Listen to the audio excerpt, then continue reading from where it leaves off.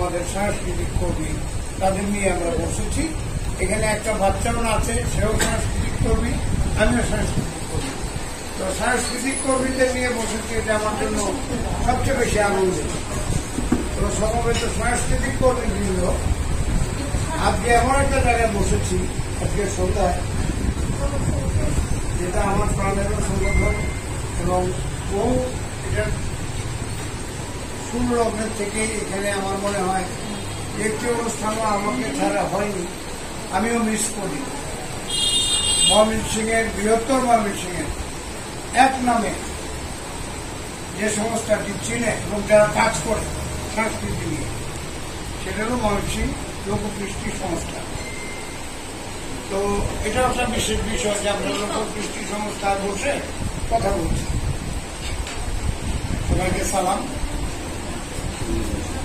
কথা বলতে গেলে আসলে অনেক সময় লাগে, কিন্তু এখন মনে হয় সবার একটু খাবার